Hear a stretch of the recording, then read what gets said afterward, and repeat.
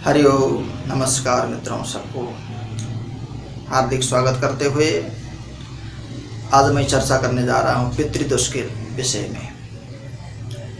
पितृदोष के लक्षण क्या हैं और पितृदोष शांति के उपाय क्या हैं, इस विषय में चर्चा करने जा रहा हूँ। लोगों का प्रश्न रहता है, पूछते रहते हैं पितृदोष के विषय में कुछ बताएं महाराज। तो हमने सोचा आज पितृदोष के विषय में बताया जाए। जन्म कुंडली में भी कुछ पितृदोष के लक्षण देखे जाते हैं। केंद्र में राहु केतु हो अथवा चंद्रमा केतु से युक्त हो तो इस प्रकार के कुछ लक्षण देखे जाते हैं। कुछ ग्रहों के साथ केतु का युक्त होना भी पितृदोष कहा जाता है। कुछ ग्रहों के साथ राहु से युक्त होना भी पितृदोष के लक्षण बताए जाते हैं। ये रही जन्म कुंडली की बात। इसके लिए तो जन्म कुंडली में ही देखना पड़ेगा किसकी कुंडली में पितृदोष है, किसकी कुंडली में पितृदोष नहीं है। इसके लिए तो जन्म पत्री देखना पड़ेगा, तभी पता चल पाएगा। तो आइए मित्रों बात करते हैं। दूसरे कुछ लक्षण होते हैं, सपने में कुछ पितृदोष के लक्षण आते हैं। जैसे सपने में नाग दिखना, कभी सफ़ेद कभी काले कभी लाल, नागों का दर्शन होना, सर्पों का दर्शन होना, कभी भूत प्रेतों का दर्शन होना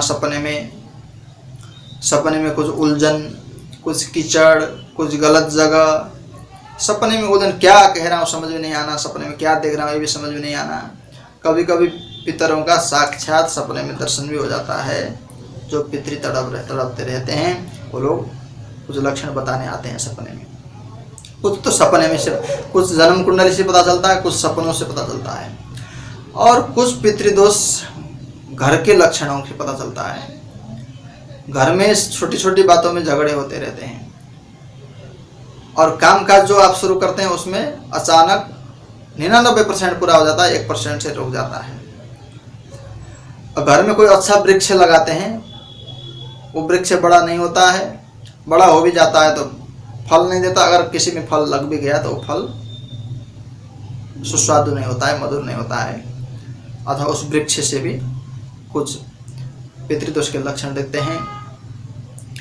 और घर में अकारण बिना कारण ही घर के दीवालों में सिलन आना, यह भी पितृदोष के लक्षण है। और बेटा बेटी का विवाह में विलंब हो जाना, योग्य है, पात्र है, पढ़े लिखे हैं, सुंदर है, रूपवान है, सब ठीक है, पुत्र पुत्री आपके ठीक ठाक है, लेकिन फिर भी कोई रिश्ता आता है वो अचानक अटक जाता है। शादी में विघ्न बाधा होना, और अगर शादी हो भी जाती है तो संतान होने में बहुत वर्षों तक इंतजार करते रहना अथवा संतान में विघ्न बाधा होना। और घर में अगर आप गाय और भैंस पालते हैं तो गाय भैंस बीमार होना और गाय भैंस घर में मरते रहना, नहीं टिकना, ये सब घर में पितृदोष के कुछ लक्षण हैं। अगर आपके घर में ऐसे कुछ लक्षण हैं तो आपके घर में पितृदोष है, ऐसा मानना चाहिए। ये पितृदोष अक्सर क्यों होता है, किसी का अकाल मृत्यु हो जाता है तो अक्सर पितृदोष बन जाता है। जैसे कोई जल में डूब के मर गया हो, कोई पहाड़ से कूद के मर गया हो, कोई पंखे में लटक के मर गया हो, कोई अग्नि में जल के मर गया हो, अथवा अल्पायु में कम उम्र में कोई मर गया हो, अथवा कहीं एक्सीडेंट में गाड़ी के मारने से कहीं मर गया हो, अथवा किसी भी प्रकार से मृत्यु हो, अल्पायु में मृत्यु हो, कम उम्र में मृत्यु हो, एक्सीडेंट से मृत्यु हो, अचानक मृत्यु हो, उसको कहते हैं अल्पायु मृत्यु। तो उससे क्या होता है, पितृदोष हो जाता है और पितृ लोगों को जो कुछ चाहनाएं होती, कुछ कामनाएं होती, वो प्राप्त नहीं कर पाते हैं, अचानक मर जाते हैं, तो उनकी आसक्ति रह जाती है, उससे वो पितृदोष बन जाते हैं। कुछ पितृदोष के लक्षण ऐसे भी है, घर में, आपके घर में अगर सांप बार बार आपके घर में सर्प आते रहते हैं और सर्प वहीं रहना चाहते हैं, वहीं निवास करना चाहते हैं, तो ये भी आपके पितर सर्प के रूप में आते हैं, ये भी मुक्त होना चाहते हैं। ये भी कुछ लक्षण बताए गए हैं। और कुछ लोग जो बुढ़े होकर मरते हैं वो भी पितर बन जाते हैं, वो भी कुछ सताते हैं, ऐसा भी लोग कहते हैं। तो उनका कारण क्या होता है, अच्छे से कर्म नहीं हो पाते हैं, 13 दिन तक अच्छे से कर्म नहीं कर पाते हैं। उसके बाद जो 1 साल तक जो बारीकी तक करना चाहिए वो कर्म ढंग से नहीं करते हैं आजकल लोग, उससे भी वो पितृ असंतुष्ट हो जाते हैं।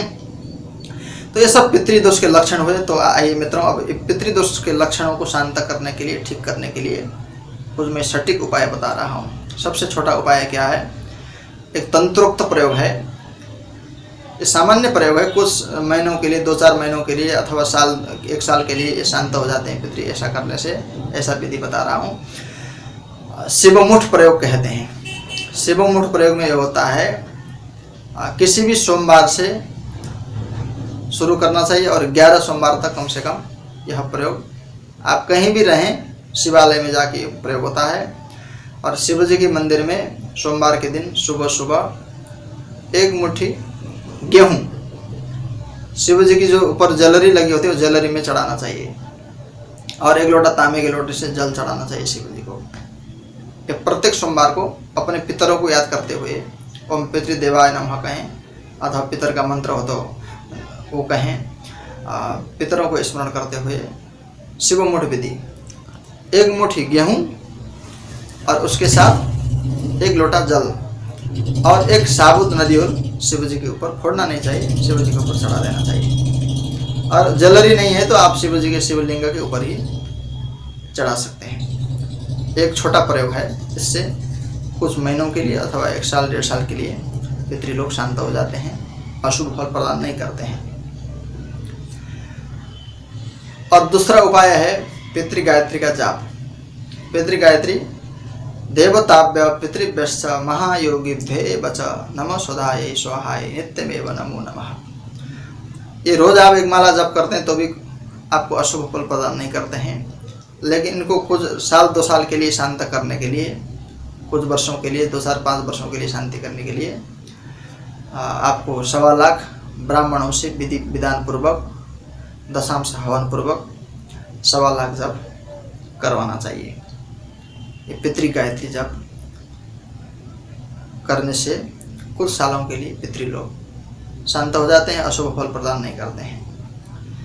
और दूसरी विधि है नारायण बलि। घर में नारायण बलि करने से ही नहीं होगा, उसके बाद लोग बद्रीनाथ जाके बद्री श्राद्ध भी करते हैं, हरिद्वार श्राद्ध भी करते हैं। बद्रीनाथ हरिद्वार श्राद्ध करने से भी कुछ वर्षों के लिए शांत हो जाते हैं, लेकिन उससे भी सर्वश्रेष्ठ है गया श्राद्ध। गया जी जा करके जो पितर हैं सबके मूर्ति बना करके भी ऐसा ले जाने का चलन है, नहीं तो 1 नारियल में कुछ वस्त्र, आभूषण, बर्तन वगैरह रख करके स्त्री पुरुष दोनों के और सारे पितर जितने उनको आवाहन करके और कृष्ण पक्ष में गया जी ले जाने से भी पितृ लोग गया जी चले जाते हैं, वहाँ से मुक्ति प्राप्ति हो जाती है उनको। सर्वश्रेष्ठ विधि गया श्राद्ध है। अगर गया श्राद्ध से भी कोई पितृ नहीं पार होते हैं तो अत्यंत घोर पितर होते हैं, इनको प्रेत कहते हैं।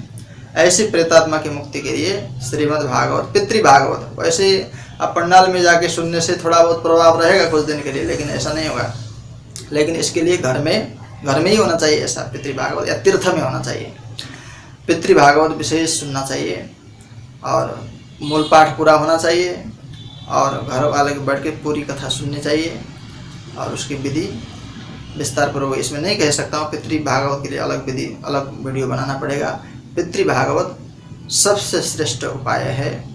ये पितृदोष के लिए शांति के उपाय अथवा पितृदोष क्या होता है, लक्षण क्या होते हैं, इसके विषय में हमने चर्चा किया। मित्रों, आपके पास कोई जिज्ञासा अवश्य कमेंट करें और हम अगली वीडियो में आपको विशेष और भी ऐसे चीज़ों को लेकर के आएंगे। इसके लिए आप ज़रूर हमसे जुड़े रहें और इस चैनल को सब्सक्राइब करके रखें और नोटिफिकेशन बेल को ज़रूर दबा के रखें, क्योंकि आपके पास हमारा वीडियो स्वतः ही पहुंच जाए और हम सनातन धर्म के विषय में, ज्योतिष के विषय में और आपके समस्याओं के विषय में हम आपके समक्ष सदा सर्वदा हाजिर होते रहेंगे। और मित्रों, सबको हार्दिक आभार प्रकट करते हुए अपनी वाणी को विराम करता हूँ। जय श्री कृष्ण, जय श्री राम।